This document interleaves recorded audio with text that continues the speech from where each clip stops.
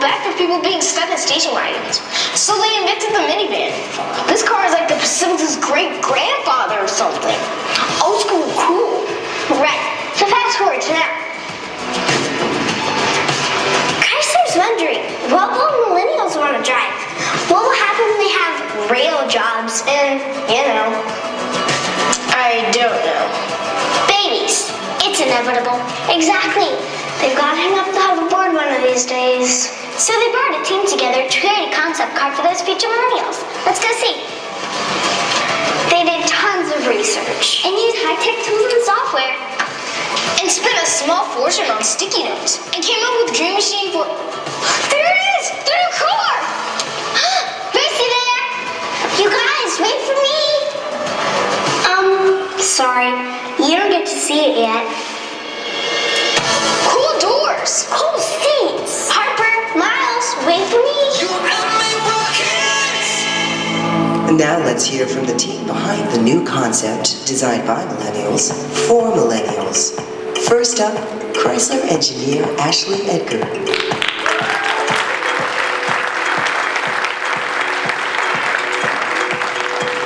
Hi everybody. Well, it's all true.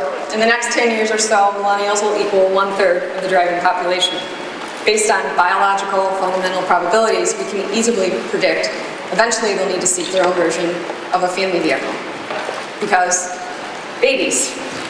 They could also engage in car sharing situations, start a life with someone who already has kids, build a business, develop interests that require pickup, delivery, or hauling capability. Because we're good at it, and it's the right thing to do, Chrysler is rising to the challenge again. The goal? Design a vehicle that discerning millennials recognize as a true object of desire. An extension of our lives that integrates as seamlessly and essentially as our cell phones. Game on. So we pulled together a group of young engineers and designers, and we immersed ourselves in the market research.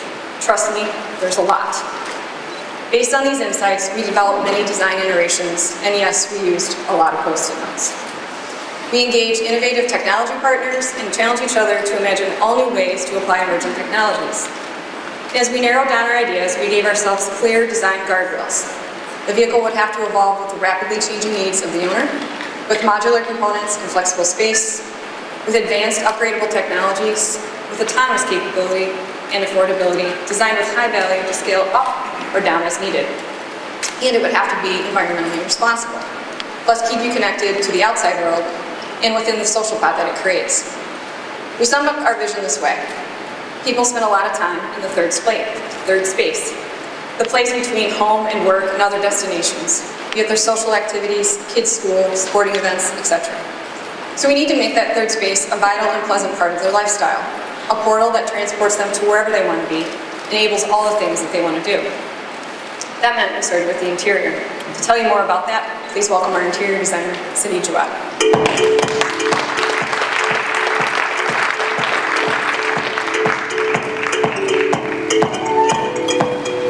Hey everyone, I'm Cindy. I'm an interior designer at FCA.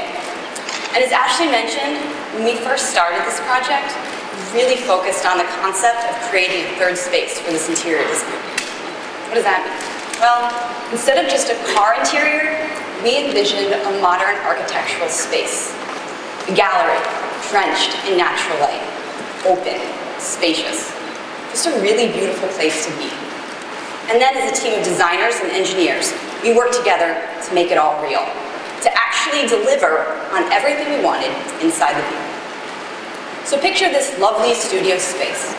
It's completely empty, waiting to showcase a collection of modern freestanding sculptures.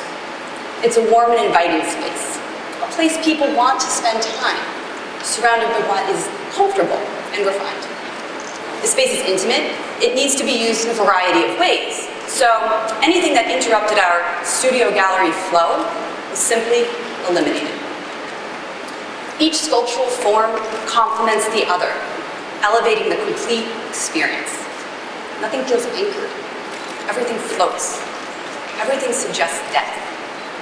We've added dimension to surfaces that are traditionally flat. For example, the floor. It's clear, and beneath it you can see structural topography.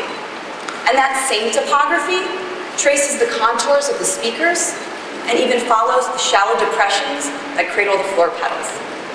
This is a testimony to design transparency and a celebration of expanding a traditional automotive space. The palette. We wanted the palette to look and feel like your favorite go-to sweater.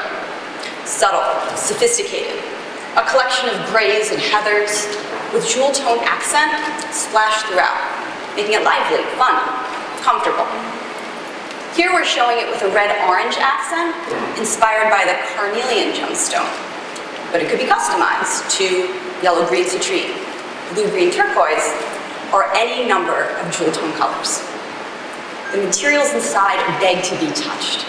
This is a warm, clean, and contemporary space.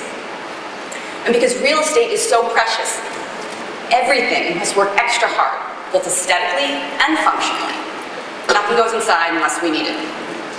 Do we really need seats? Yeah, the driver should probably have one, with the option to add more, because the car grows with you, right? So if you fall in love with someone who already has kids, no worries. Don't need a new car. Just add seats. And we believe that all passengers are created equal. And so we're offering premium seating for up to 6, having a slim profile, hammock-like comfort. The seats are sculptural, and they're set on these slender pedestals. That makes for amazing legroom inside the cabin. Safety belt systems. They're built into the seats, so tripping and tangling, non-issues here. The seat backs can fold forward or the cushions up compactly, stadium style. The seats are tracked into the floor and they can slide all the way forward or all the way back, depending on how you want to use the space. Instrument panel.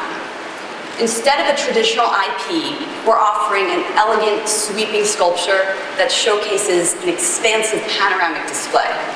And this display connects the driver to the car, the driver to their fellow passengers, the car to other vehicles, and everyone in that vehicle to a galaxy of cloud-based content.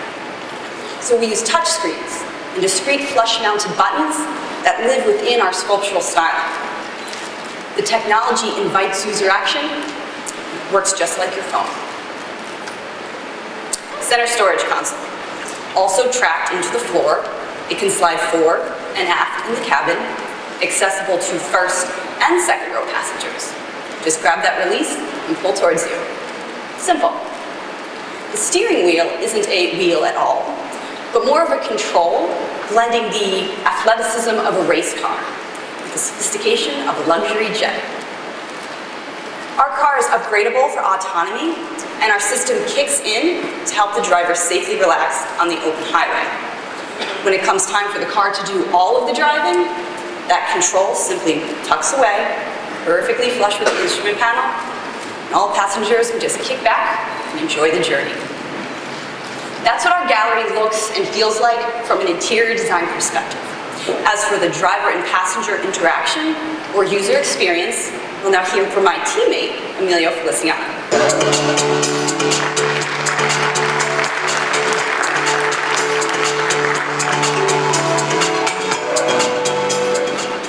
Thanks, Cindy. My name is Emilio Feliciano. I'm a user experience designer at FCA. In today's world of hyperconnectivity and real-time data, there's a lot more that's expected from our devices, and vehicles no different. Our devices play a huge role in our lives, connecting us to everything else, and everyone knows that. Cars do the same. There's loads of technology out there. Tons of it is in cars already, and there's plenty in this concept as well. The real trick is finding ways to use the technologies to make life better for everyone in and out of the car. The same interior design philosophy that Cindy spoke about earlier, that applies to the user experience as well. We focused on designing experiences that add value. That means we cherry-pick the technologies that enable the seamless integration into the car and into our complex everyday lives. For products that are such a big part of our lives, that seamless integration is key. And that's what this concept's all about. We like to imagine our concept as the next generation vehicle that serves as a hub for your life. Everyone's trying to get somewhere, physically, socially, and the perfect user experience should help you get there. It should help you sync up, recharge, connect. If we do it right, drive somewhere. But the secret to an awesome user experience starts with a lot of research. So we traveled all around the world and listened to millennials who told us how they use their technology, both in and out of their cars. And when we imagine designing these products to seamlessly integrate into our lives, it gives us context for what the vehicle needs to be. For example, we learned that while millennials like buying things, devices, as much as anyone else, experiences are much more meaningful.